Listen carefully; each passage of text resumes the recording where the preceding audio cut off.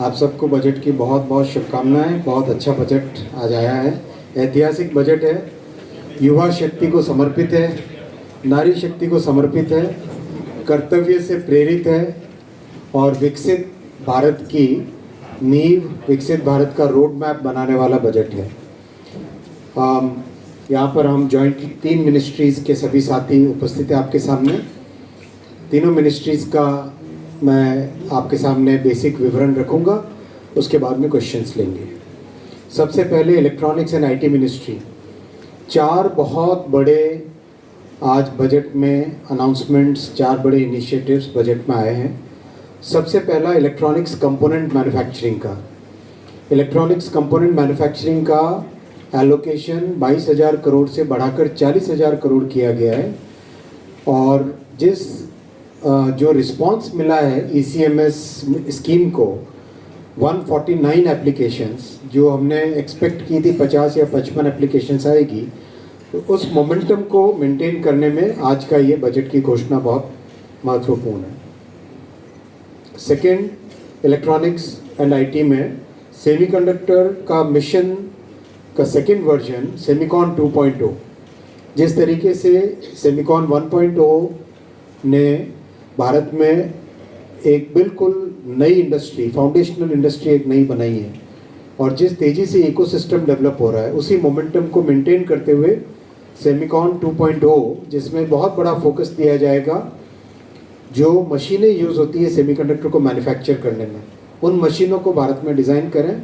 भारत में मैन्युफैक्चर करें और साथ ही साथ जो मटेरियल्स यूज़ होते हैं सेमीकंडक्टर के मैन्युफैक्चरिंग में, उन मटेरियल्स को भारत में मैन्युफैक्चर करें और डिज़ाइन का बहुत बड़ा इकोसिस्टम बने और टैलेंट के लिए जो काम अभी तक हुआ है उसको और भी बेहतर बनाए।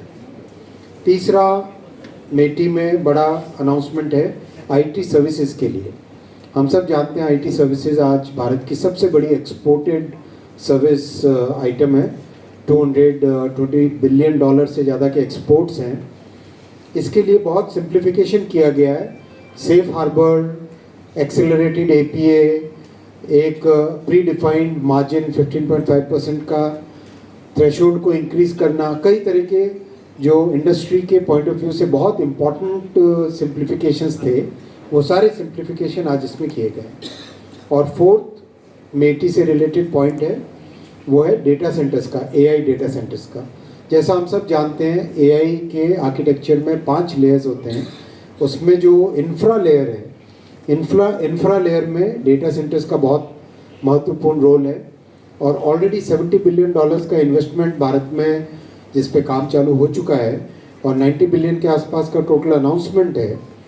और आज जो डेटा सेंटर्स के लिए 2047 तक टैक्स हॉलीडे अनाउंस हुई है, उससे भारत AI का सबसे बड़े हब बनने वाली अपॉर्चुनिटी में शामिल होता है। और भारत में टैलेंट वैसे भी दुनिया में सेकंड नंबर पे है और वैसे भी भारत AI के टॉप 3 कंट्रीज़ में है। आज के इस अनाउंसमेंट से और आईटी सर्विसेज के सिंप्लीफिकेशन से भारत की आईटी सर्विसेज दुनिया भर में हर कॉर्पोरेशन को, हर एंटरप्राइज को, सभी को maximum services Bharat, AI based services Bharat से ही प्रोवाइड होगी। तो मेटी से रिलेटेड ये 4 बहुत बड़े अनाउंसमेंट्स हैं। दूसरा, INB मिनिस्ट्री से बड़ा अनाउंसमेंट है ऑरेंज इकोनॉमी से रिलेटेड। हम सब जानते हैं पिछले साल वेव्स में एक नया पैमाना खड़ा किया माननीय प्रधानमंत्री जी ने सारी दुनिया के सामने। क्रिएटर्स इकोनॉमी का एक ऐसा नया एग्जाम्पल सेट किया और IICT, Indian institute of creative technologies, जो IIT, IIM, AIMS की तर्ज पे बन रही है, उसको स्थापित किया पहला कैंपस मुंबई में। तो अब IICT को जोड़ा जाएगा 15,000 हाई स्कूल्स के साथ और 500 कॉलेजेस के साथ क्रिएटर्स लैब। जैसा आपने देखा टेलीकॉम में 100 यूनिवर्सिटीज़ में 5G लैब बनी, सेमीकंडक्टर में 315 यूनिवर्सिटीज़ में EDA टूल सेमीकंडक्टर लैब बने। वैसे ही अब क्रिएटर्स इकोनॉमी, ऑरेंज इकोनॉमी में 15,000 हाई स्कूल्स और 500 कॉलेजेस में क्रिएटर्स लैब्स बनेंगी। इससे 20 लाख एम्प्लॉयमेंट क्रिएट होगा। अगर हम मेटी का एम्प्लॉयमेंट इम्पैक्ट देखें, मेटी में, आईटी में और जीसीसी में और इलेक्ट्रॉनिक्स मैन्युफैक्चरिंग में मिला के करीब करीब 1 करोड़ का एम्प्लॉयमेंट है। आज के अनाउंसमेंट से ये 1 करोड़ का एम्प्लॉयमेंट बहुत सिग्निफिकेंटली बढ़ेगा, सब्सटैंशियली बढ़ेगा और ऑरेंज इकोनॉमी में नया एम्प्लॉयमेंट क्रिएट होगा। अब मैं आता हूँ तीसरा, रेलवे पे। रेलवे का budgetary support 2,78,000 crore rupees budget में आज अनाउंस हुआ है। टोटल कैपेक्स 2,93,000 करोड़ रुपीस का है। आप सब जानते हैं कि सेफ्टी पे बहुत बड़ा फोकस है। 1,20,000 करोड़ सेफ्टी पे इन्वेस्ट किया जाएगा और जो पास्ट परफॉर्मेंस हुई है, करीब 95% सेफ्टी इम्प्रूव हुई है, 95% एक्सीडेंट्स रिड्यूस हुए हैं।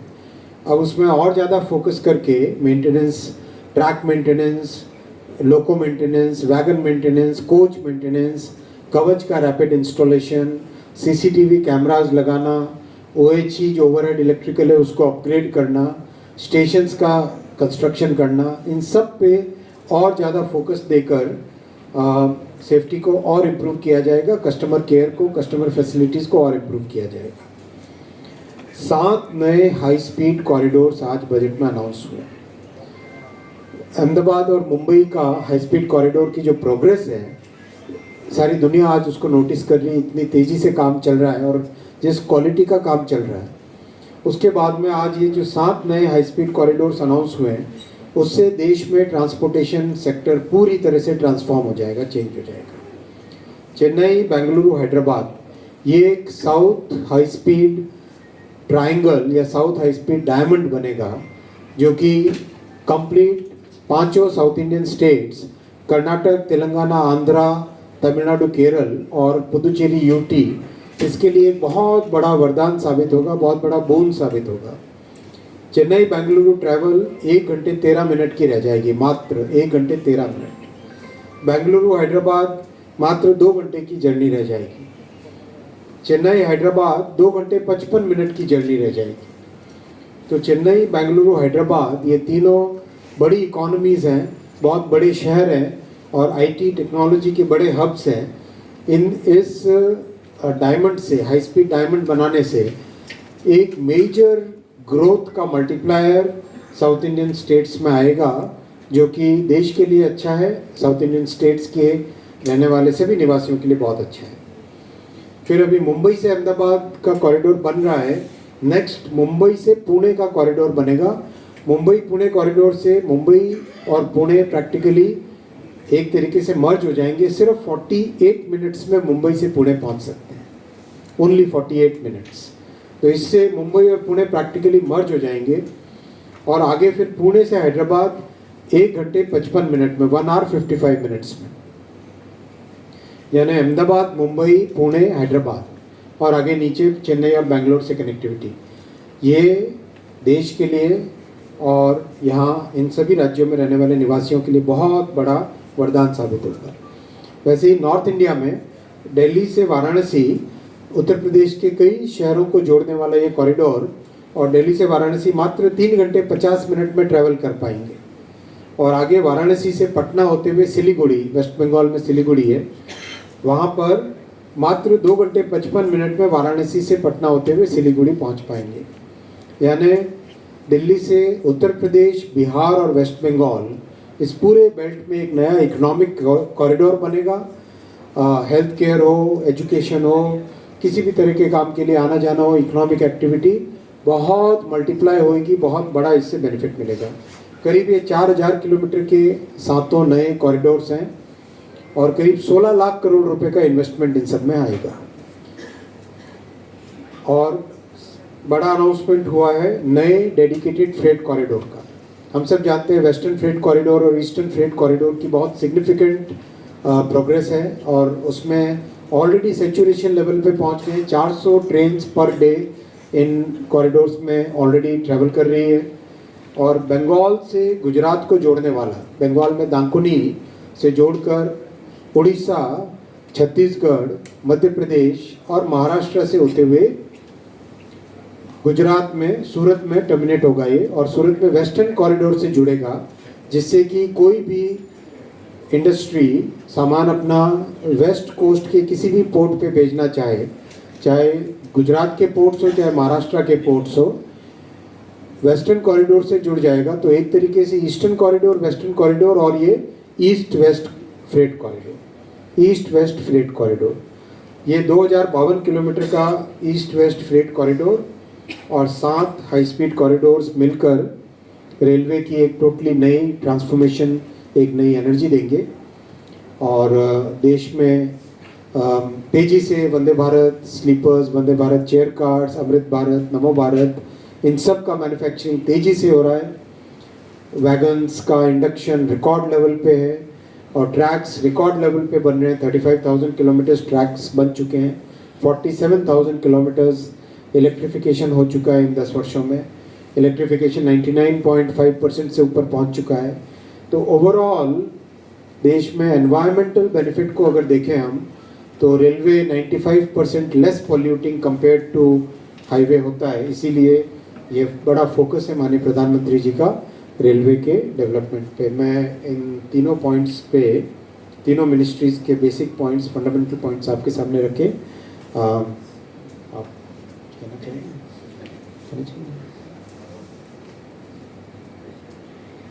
तो क्वेश्चंस लेते हैं फिर हम, और क्वेश्चंस का पैटर्न वही रखेंगे। एक तरफ से चालू करते हैं, first row, second row, third row, फिर first row, second row, third row, ऐसे करके चालू करेंगे। The energy layer of AI architecture, and it's very important that we have nuclear power, because nuclear power will provide the base load clean power which is required for long-term sustenance of the AI economy.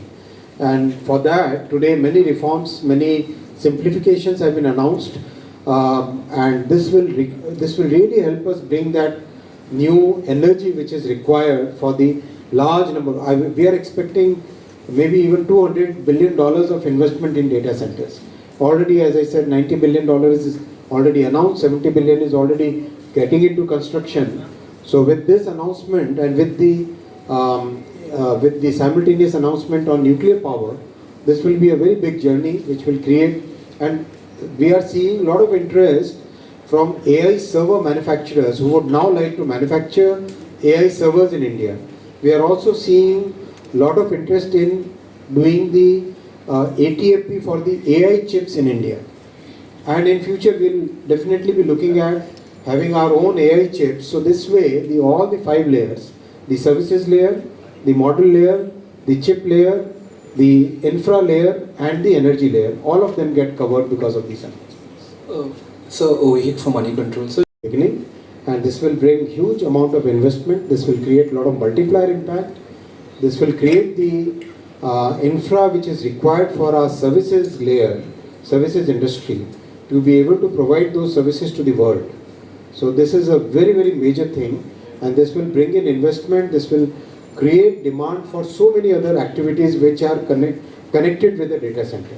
As I said, AI server manufacturers want to set up their plants in India now. Chip manufacturers want to have some value add done in India. And in future, the chips also can be fabricated in India. So all those things are definitely going to be the outcome of this. thank you, sir. क्योंकि बहुत significant है, और जिस तरीके से focus है safety पे, अगर देखें हम कांग्रेस के समय में सेफ्टी पे बिल्कुल भी ध्यान नहीं दिया जाता था। 171 एक्सीडेंट साल के होते थे एवरेज, यूपीए के 2004 से 2014 के पीरियड में। आज वो कम होकर 12 पे आ गया वो संख्या, मतलब इतना बड़ा एम्फेसिस दिया गया है, और अभी भी बहुत फोकस है। डेली डीजी सेफ्टी से मेरा पहला कॉल सुबह डीजी सेफ्टी के साथ होता है।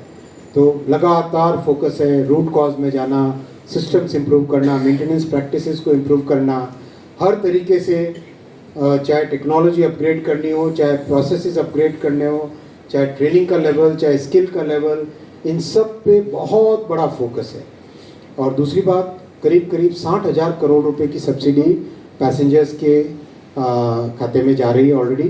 करीब 60,000 करोड़ की सब्सिडी है, यानी अगर कॉस्ट अगर ट्रांसपोर्टेशन की 100 रुपये कॉस्ट आती है, तो 100 रुपये कॉस्ट में हिसाब से 100 रुपये से ज़्यादा का होना चाहिए टिकट, लेकिन अभी टिकट 55 रुपए का है, यानी सर- 45 रुपए की सब्सिडी अभी भी दी जा रही है। 100 रुपए में से 45% सब्सिडी दी जा रही है। आगे चलें। सर मेरा दूसरा सवाल है कि सर आम नागरिक सर जो गर्मी के मौसम में होते हैं, आम नागरिक जनरल डिब्बे में से सफ़र करते हैं, काफ़ी परेशान होते हैं। क्या आपको नहीं लगता कि सर 17,000 नए जनरल डब्बे बन रहे हैं मैडम, 17,000। सर इसमें ऐसी कोच की व्यवस्था होनी चाहिए, क्या आपको नहीं लगता सर? थोड़ा सा बजट उनके लिए थोड़ा बढ़ा दिया जाए, लेकिन पहले रेलवे समझ लो madam. From Outlook. Sir, how will ISM 2.0 specifically support the need of strategic sectors like defense and में करीब 20 लाख रोजगार बढ़ेगा। दूसरा आपका था क्वेश्चन, ऐसे ही था। स्टार्टअप्स का तो लगातार हर बजट में आप देख रहे हैं, पिछले दशक में 400 से बढ़कर 2 लाख से अधिक स्टार्टअप्स हो चुके हैं। टॉप 3 स्टार्टअप इकोसिस्टम्स में भारत जुड़ चुका है। और टूरिज्म, पहला जो आपका प्रश्न था, टूरिज्म के हर एक मैटर के साथ रेलवे क्लोजली जुड़ के काम करेगा। गया है, मैं आपको बताऊं, रेलवे की टेक्नोलॉजी का सबसे इम्पोर्टेंट पार्ट क्या होता है किसी भी ट्रेन में? Propulsion system. सबसे कॉम्प्लेक्स वही होता है, बाकी तो मेटल बेंडिंग है केवल, बाकी तो बहुत आसान है काम। सबसे डिफिकल्ट होता है प्रोपल्शन। आज भारत में डिज़ाइन, भारत में बना हुआ propulsion Switzerland, Germany, France, Spain, America, यहाँ पे एक्सपोर्ट हो रहा है। सर थोड़ा 140 करोड़ नागरिकों के लिए रेलवे में मेजर ट्रांसफॉर्मेशन हो रहा है। 2,78,000 करोड़ का बजट है। नई गाड़ियाँ आ रही हैं, नए कॉरिडोर बन रहे हैं, हाई स्पीड कॉरिडोर बन रहे हैं, और खूब सारी नई वंदे भारत गाड़ियाँ भी आ रही है, और खूब सारी नई अमृत भारत गाड़ियाँ भी आ रही है। 17,000 जनरल कोच बन रहे हैं, और ओवरऑल लगातार नई से नई गाड़ियाँ जुड़ती जा रही हैं। आगे चलो। Sir, Subhash Narayan from Mint. Sir just want, आप सोच नहीं सकते इतना बड़ा अपग्रेडेशन का प्रोग्राम इतिहास में कभी नहीं हुआ है। और 80% of the tracks have already been upgraded to 110 kmph and better track structure which is safer. And Kavach का लगातार तेजी से इंस्टॉलेशन चल रहा है। ओवरहेड इलेक्ट्रिकल का 2x25 kV में अपग्रेडेशन चल रहा है। स्टेशंस का अपग्रेडेशन चल रहा है। Existing projects, existing lines, existing routes, उसका अपग्रेडेशन का मैसिव सिस्टम चल रहा है। इसीलिए अब समय आ गया कि अब एक और भी बड़ा काम उसमें हाथ में लिया जाए, इसलिए ये 7 बड़े प्रोजेक्ट्स हाथ में लिए। Sir, I am Balagopal from Mathrubhumi.